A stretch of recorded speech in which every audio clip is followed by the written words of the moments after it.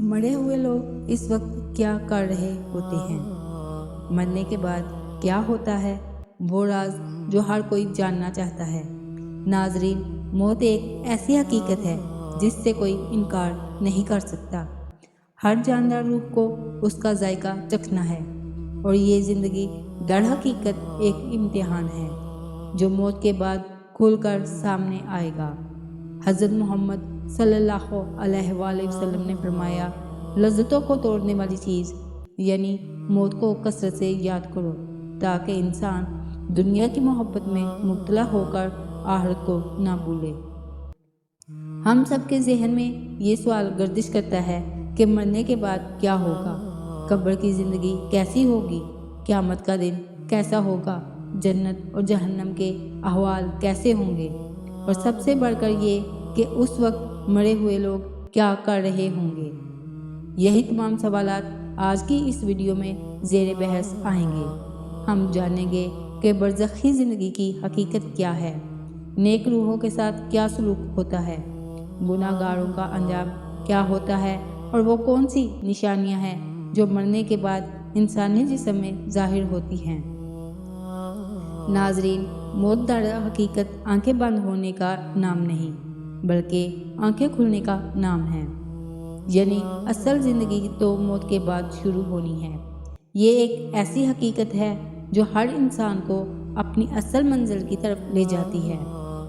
नाजरीन, मुसलमानों समेत तमाम आसमानी मज़ाहब का अकीदा है कि जिस तरह खालिक़ कायनात ने हमें पहली बार पैदा किया, उसी तरह वो हमें मरने के बाद दोबारा पैदा करेगा और हम अपने अमाल की जवाबदेही के लिए उसी खुदा की तरफ लौट कर जाएंगे।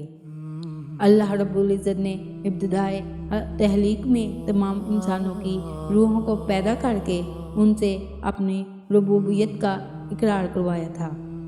सूरह अराफ में है, क्या मैं तुम्हारा रब नहीं हूँ? वो सब बोल उठे, क्यों नहीं, तू ही हमारा रब है। तब से वो सब आलमे अरवाह यानी रूहों की दुनिया में क़याम पजीर हैं। सही बुखारी और सही मुस्लिम की मुतफ़क्का हदीस के मुताबिक आलमे अरवाह में इकट्ठी रहती हुई रूहें एक दूसरे से उल्फत व मोहब्बत के साथ पेश आती हैं और इसके बरअक्स जिन रूहों के दरमियान वहाँ शनासाही नहीं होती, वो यहाँ आकर भी एक दूसरे से नावाकिफ ही रहती हैं। तमाम इंसान अपनी बारी पर इस ज़मीन पर आते हैं और अपनी ज़मीनी ज़िंदगी की उम्र पूरी होने पर वापस आलम अरवाह की तरफ लौट जाते हैं। आलम अरवाह दुनिया की बुनियादी तौर पर दो हिस्सों पर मुश्तमिल है। एक हिस्से में वो रूहें होती हैं जो अभी दुनिया में नहीं आई और जिस्मानी ज़िंदगी के लिए अपनी बारी का इंतज़ार कर रही हैं। दूसरे हिस्से में वो रूहें रहती हैं जो अपनी जिस्मानी ज़िंदगी गुजारकर वापस जा चुकी होती हैं। इसके मज़ीद दो हिस्से हैं, सजीन जिसमें कुफ़ार, मुशरिकीन और मुनाफिकीन की रूहें रहती हैं और अलियीन जिसमें मोमिनीन की रूहें रहती हैं। इंसान जिस्म और रूह का मजमुआ है। इंसान उस वक्त तक ज़िंदा रहता है जब तक उसकी जिस्म में रूह मौजूद रहती है और जब मौत का फरिश्ता इंसान की रूह को उसके जिस्म से निकालकर आलम अरवाह में वापस ले जाता है तो इंसान मर जाता है। इसका जिस्म आहिस्ता आहिस्ता खराब होना शुरू हो जाता है। मुसलमानों को हुक्म है कि जल्द अज जल्द मैयत को गुस्ल देकर कफन पहनाया जाए, नमाज जनाजा अदा की जाए और इसे ज़मीन में दफन किया जाए। इंसानी जिस्म में पहले से मौजूद बैक्टीरिया उसकी मौत के बाद जिस्म को मुकम्मल तौर पर उदेरना शुरू कर देते हैं। यूँ गलने सड़ने के मराहल से गुजरने के बाद इस इंसान के जिस्म के हुलिये दिगर महलूकात और निबादात की खुराक बन जाते हैं। नाजरीन, मौत एक हकीकत है और हर जानदार रूह को एक दिन मौत का जायका चखना है। एक सवाल हमारे जहनों में अक्सर उठता है कि जब इंसान मरता है तो इसके जिस्म में जो तब्दीलियाँ होती हैं और इन सब से पहले दिल की धड़कन बंद हो जाती है और खून का बहाव रुक जाता है। सारा खून जिस्म के निचले हिस्से में जमा हो जाता है। यही वजह है कि मरने वाले शख्स का चेहरा और ऊपरी हिस्सा जर्दी माइल हो जाता है کیونکہ جسم کے اوپری حصے میں خون باقی نہیں رہتا۔ آکسیجن کی کمی کے باعث جسم کے اندر ہونے والے تمام کیمیائی عمل رک جاتے ہیں، آنکھیں دھندلا جاتی ہیں اور پٹھے سخت ہو جاتے ہیں۔ جسم کا درجہ حرارت کم ہو کر ماحول کے درجہ حرارت کے برابر آ جاتا ہے۔ بلاآخر منہ، ناک اور دیگر سوراخوں سے بیکٹیریا خون کی نالیوں میں داخل ہو جاتے ہیں اور جسم کے گلنے سڑنے کا عمل شروع ہو جاتا ہے۔ صرف اللہ رب العزت کے انبیاء کرام اور نیک بندوں کے جسم قبروں میں گلنے سڑنے سے محفوظ رہتے ہیں۔ ابن ماجہ میں ہے کہ اللہ تعالیٰ نے زمین پر انبیاء کرام کے جسموں کو کھانا حرام کر دیا ہے۔ اللہ تعالیٰ کا نبی زندہ ہوتا ہے اور اسے رزق دیا جاتا ہے۔ تمام مسلمان اس بات پر ایمان رکھتے ہیں کہ ہر ذی روح کو موت کا ذائقہ چکھنا ہے۔ ہماری زندگی کے جتنے لمحے لکھ دیے گئے ہیں ان میں کمی بیشی ممکن نہیں۔ جو روح قبر میں ہے وہ باہر نہیں آ سکتی، گویا موت خود زندگی کی حفاظت کرتی ہے۔ موت ہماری زندگی کی سب سے بڑی حقیقت ہے۔ ہزاروں سالوں سے لوگ اسی زمینی دنیا میں پیدا ہو رہے ہیں اور اپنی زندگی کے طے شدہ مدت پوری کرنے کے بعد واپس چلے جاتے ہیں۔ کوئی 50-60 سال جیتا ہے تو کوئی 100 سال سے بھی زیادہ زندہ رہتا ہے۔ بلاآخر سب کو ایک دن مرنا ہے اور اپنے رب کے حضور حاضر ہو کر اپنی زندگی کے امتحان کا حساب دینا ہوگا۔ ہمارے ساتھ صرف ہمارے نیک یا برے اعمال جائیں گے۔ یہ زمینی دنیا ایک امتحان گاہ ہے اور ہمارے ساتھ صرف امتحان کا نتیجہ ہی جائے گا، باقی سب کچھ یہیں رہ جائے گا۔ ہوا ہم ہزاروں سال زندہ رہ لیں پھر بھی ایک دن ہمیں مرنا ہوگا، اور اس زندگی کے خاتمے کے بعد ہمارا مال و دولت ہمارے کسی کام نہ آ سکے گا۔ یہ سب جاننے کے باوجود ہم نفرتوں، قدورتوں، حسد اور بغض سے باز کیوں نہیں آ جاتے؟ موت خالق حقیقی کائنات اور محبوب نبی اکرم صلی اللہ علیہ وآلہ وسلم سے ملاقات کا ذریعہ ہے۔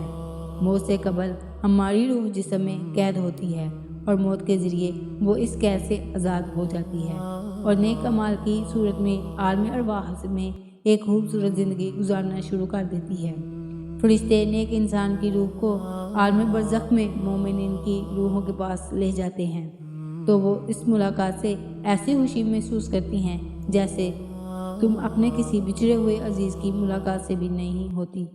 پھر وہ روحیں اس سے دنیا کے حالات پوچھتی ہیں کہ ہمارے بعد فلاں نے کیا کیا۔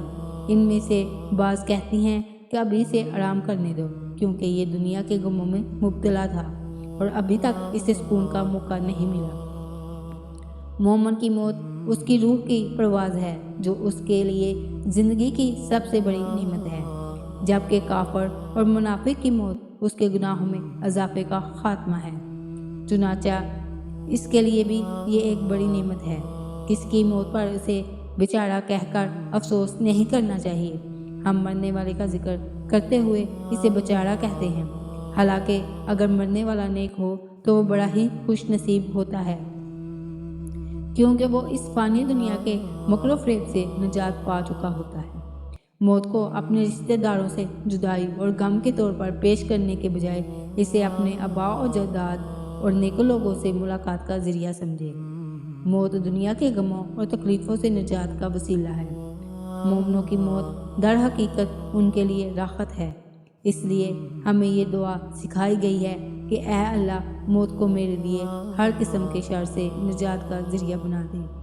ناظرین، اگر ہم قبر کی سختی کی بات کریں گے تو اسلامی عقیدے کے مطابق قبر کی سختی اور عذاب اسی شخص کو ہوگا جو منکر نکیر یعنی قبر کے فرشتوں کے سوالوں کا درست جواب نہیں دے سکے گا۔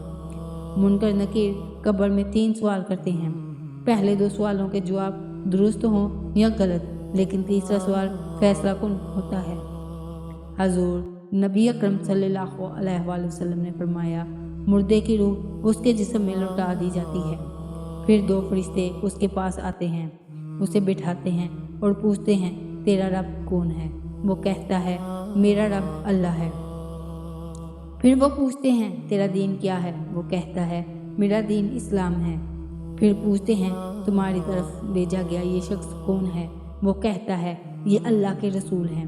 پھر وہ پوچھتے ہیں تمہیں یہ علم کیسے ہوا؟ وہ کہتا ہے میں نے اللہ کی کتاب پڑھی اور اس پر ایمان لایا اور اس کی تصدیق کی۔ اسی وقت آسمان سے آواز آتی ہے میرے بندے نے سچ کہا، اس کے لیے جنت کا بستر بچھا دو، اسے جنت کا لباس پہنا دو اور اس کے لیے جنت کا دروازہ کھولو۔ دوسری روایت میں ہے کہ فرشتے کہتے ہیں سو جا، اس شخص کی طرح جیسے وہی جاگاتا ہے اور اس کے گھر والوں میں سے سب سے زیادہ محبوب ہو، یہاں تک کہ اللہ اسے قیامت کے دن اٹھائے گا۔ لیکن اگر تیسرے سوال کا جواب درست نہ دیا جا سکے تو فرشتے بائیں جانب کی کھڑکی کھول کر اسے جہنم کا منظر دکھاتے ہیں اور کہتے ہیں اب تمہارا مستقل ٹھکانہ جہنم ہے۔ پھر وہ کھڑکی قیامت تک کے لیے کھلی چھوڑ دی جاتی ہے اور وہ ہمیشہ اس عذاب میں مبتلا رہتا ہے۔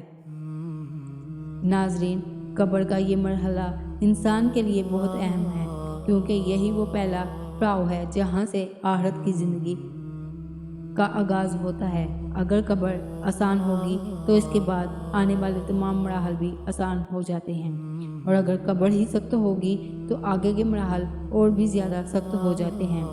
اس لیے نبی اکرم صلی اللہ علیہ وآلہ وسلم قبر کے عذاب سے اللہ کی پناہ مانگا کرتے تھے۔ مومن کے لیے قبر جنت کے باغوں میں سے ایک باغ بن جاتی ہے جہاں اس کے لیے روشنی، کشادگی اور سکون ہوتا ہے، اور اس کے نیک اعمال ایک خوبصورت میں اس کے پاس آتے ہیں اور اس سے کہتے ہیں گھبراؤ نہیں، میں تمہارے نیک اعمال ہوں، میں تمہارا ساتھی رہوں گا یہاں تک کہ قیامت قائم ہو جائے۔ جبکہ بدکار انسان کے لیے قبر اندھیری، تنگ اور خوفناک بنا دی جاتی ہے۔ اس کے برے اعمال بدصورت اور ہولناک شکل میں ظاہر ہوتے ہیں اور اس سے کہتے ہیں میں ہی تیرا اعمال ہوں، آج تو مجھے ناپسند کر رہا ہے لیکن یہی تیرے لیے عذاب کا سبب ہوں گے۔ قبر میں انسان کے ساتھ اس کا مال، اس کی اولاد اور اس کے اعمال جاتے ہیں، مگر دفن کے بعد مال اور اولاد واپس لوٹ آتے ہیں، صرف اعمال اس کے ساتھ رہ جاتے ہیں۔ یہی اعمال قیامت کے دن اس کی نجات یا ہلاکت کا سبب بنیں گے، اور پھر ایک وقت ایسا آئے گا جب سور پھونکا جائے گا، زمین و آسمان لرز اٹھیں گے، ہر زندہ چیز فنا ہو جائے گی اور صرف اللہ رب العزت باقی رہیں گے۔ اس کے بعد دوبارہ سور پھونکا جائے گا اور تمام انسان دوبارہ زندہ کر دیے جائیں گے۔ اس دن ہر انسان ننگے پاؤں، ننگے بدن اور ختنہ کے بغیر میدان حشر میں جمع ہوگا۔ سورج سروں کے بہت قریب ہوگا، پسینے کے سمندر ہوں گے اور ہر شخص صرف اپنی فکر میں مبتلا ہوگا۔ اس دن کسی کو کسی کی پرواہ نہ ہوگی، باپ بیٹے سے بھاگے گا، بھائی بھائی سے، ماں اپنے بچوں سے، ہر شخص کہے گا آج مجھے اپنی نجات کی فکر ہے۔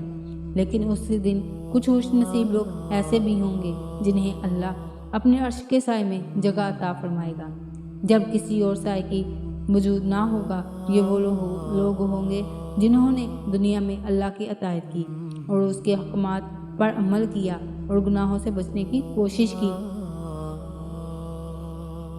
اس کے بعد وہ نہایت نازک اور خطرناک مرحلہ آئے گا جسے پل صراط کہا جاتا ہے۔ یہ پل جہنم کے اوپر قائم ہوگا، بال سے زیادہ باریک اور تلوار سے زیادہ تیز۔ ہر انسان کو اس پل سے گزرنا ہوگا۔ مومن اپنے اعمال کے مطابق اس پل کو عبور کرے گا۔ کوئی بجلی کی طرح گزر جائے گا، کوئی ہوا کی مانند، کوئی دوڑتا ہوا، کوئی چلتا ہوا اور کوئی گھسیٹتے ہوئے۔ جس کے اعمال کمزور ہوں گے وہ بار بار پھسلے گا اور جس کے گناہ زیادہ ہوں گے وہ جہنم میں گر جائے گا۔ اس مقام پر نبی کریم صلی اللہ علیہ وآلہ وسلم اپنی امت کے لیے فریاد کر رہے ہوں گے اور فرمائیں گے اللہم سلام سلام، اے اللہ میری امت کو سلامتی عطا فرما۔ اس کے بعد میزان اعمال قائم کی جائے گی، ہر انسان کے نیک اور برے اعمال تولے جائیں گے۔ جس کے نیک اعمال باری ہوں گے وہ کامیاب ہو جائے گا اور جس کے گناہوں کا پلڑا باری ہوگا وہ نقصان اٹھائے گا۔ اس دن کسی پر ذرا برابر بھی ظلم نہیں ہوگا، ہر عمل کا پورا حساب دیا جائے گا۔ پھر حوض کوثر کا مرحلہ آئے گا۔ جہاں نبی اکرم صلی اللہ علیہ وآلہ وسلم اپنی امت کو اپنے دستے مبارک سے پانی پلائیں گے، اور جو ایک گھونٹ پی لے گا وہ کبھی پیاسا نہ ہوگا۔ لیکن وہ لوگ جو دین سے ہٹ گئے ہوں گے یا بدعات میں مبتلا ہو رہے ہوں گے، انہیں وہاں سے ہٹا دیا جائے گا۔ اس کے بعد شفاعت عظمیٰ کا دروازہ کھلا جائے گا۔ اللہ کے محبوب صلی اللہ علیہ وآلہ وسلم سجدے میں گر کر اپنی امت کے لیے شفاعت کریں گے، اور اللہ تعالیٰ بہت سے گناہ گار مسلمانوں کو معاف فرما دے گا۔ پھر جنتیوں کو جنت کی طرف اور جہنمیوں کو جہنم کی طرف لے جایا جائے گا۔ جنت کے دروازے کھول دیے جائیں گے، فرشتے سلام کریں گے اور کہا جائے گا، سلامتی ہو تم پر، تم نے صبر کیا، بس ہمیشہ کی جنت میں داخل ہو جاؤ۔ جنت میں نہ کوئی غم ہوگا، نہ بیماری، نہ بڑھاپا، نہ موت۔ وہاں ہمیشہ کی خوشی، سکون اور اللہ کی رضا نصیب ہوگی۔ جبکہ جہنم میں داخل ہونے والوں کے لیے دردناک عذاب ہوگا، آگ ہوگی، حسرت ہوگی اور پچھتاوا ہوگا، مگر نکلنے کا کوئی راستہ نہ ہوگا سوائے ان کے جن پر اللہ رحم فرما دے گا۔ ناظرین، یہ دنیا چند دن کی ہے، اصل زندگی آخرت کی ہے۔ عقل مند وہی ہے جو اس فانی دنیا کے لیے نہیں بلکہ ہمیشہ رہنے والی زندگی کے لیے تیاری کرے۔ اللہ تعالیٰ ہم سب کو ایمان پر خاتمہ، قبر کی آزمائش سے کامیابی اور پر اس رات سے آسان گزر اور جنت الفردوس میں جگہ عطا فرمائے، آمین۔